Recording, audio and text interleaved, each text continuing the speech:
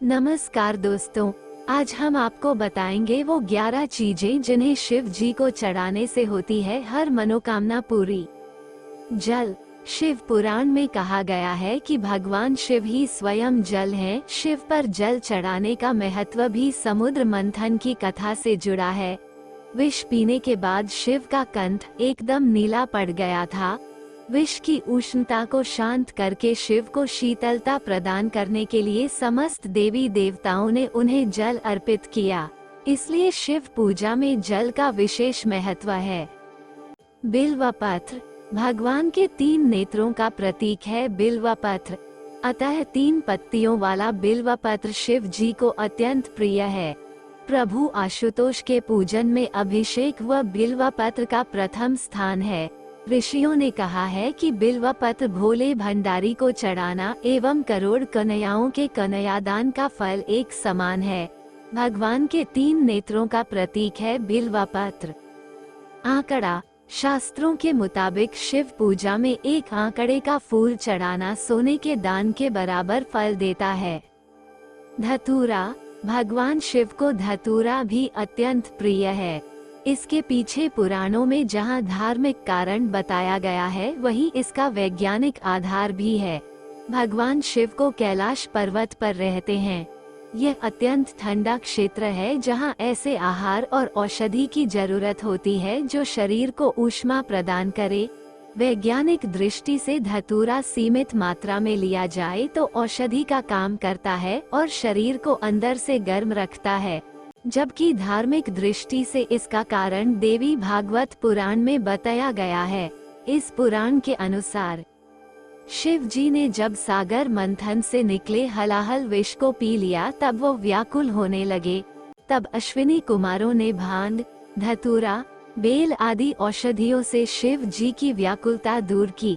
उस समय से ही शिव जी को भांग धतूरा प्रिय है। शिवलिंग पर केवल धतूरा ही न चढ़ाएं, बल्कि अपने मन और विचारों की कड़वाहट भी अर्पित करें। भांग। शिव हमेशा ध्यानमग्न रहते हैं। भांग ध्यान केंद्रित करने में मददगार होती है। इससे वे हमेशा परमानंद में रहते हैं। समुद्र मंथन में निकले विष का सेवन महादेव ने संसार की सुरक्षा के लिए अपने गले में उतार लिया।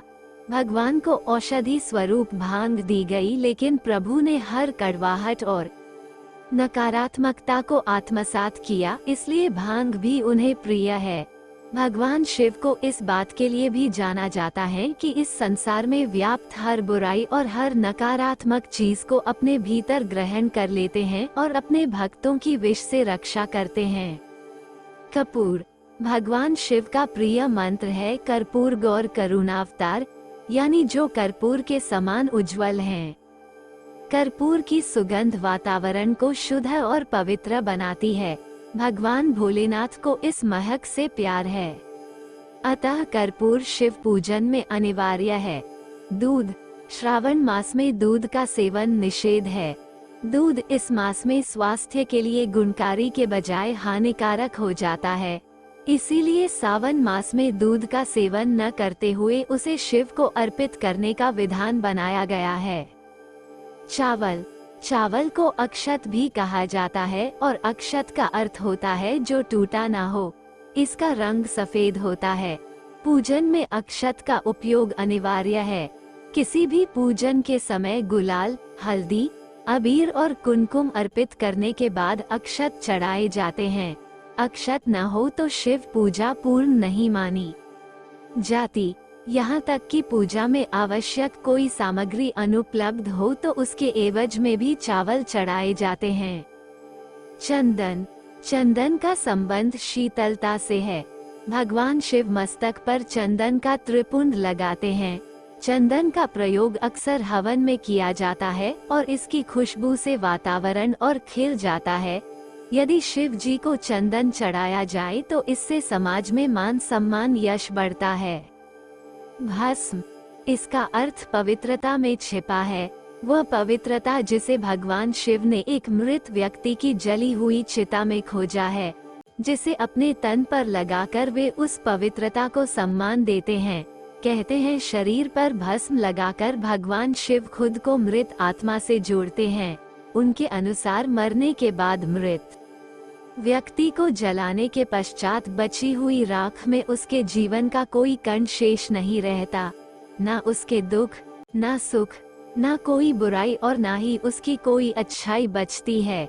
इसलिए वह राख पवित्र है, उसमें किसी प्रकार का गुण अवगुण नहीं है।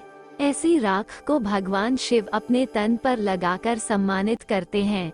एक कथा ये भी है कि पत्नी सती ने जब स्वयं को अग्नि के हवाले कर दिया तो क्रोधित शिव ने उनकी भस्म को अपनी पत्नी की आखिरी निशानी मानते हुए तन पर लगा लिया, ताकि सती भस्म के कणों के जरिए हमेशा उनके साथ ही रहे। रुद्राक्ष। भगवान शिव ने रुद्राक्ष उत्पत्ति की कथा पार्वती जी से कही है। एक समय भगवान शिव जी ने 1000 वर्ष तक समाधि लगाई। समाधि पूर्ण होने पर जब उनका मन बाहरी जगत में आया, तब जगत के कल्याण की कामना वाले महादेव ने अपनी आंख बंद की।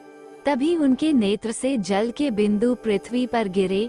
उन्हीं से रुद्राक्ष के वृक्ष उत्पन्न हुए और वे शिव की इच्छा से भक्तों के हित के लिए समग्र देश में फैल गए।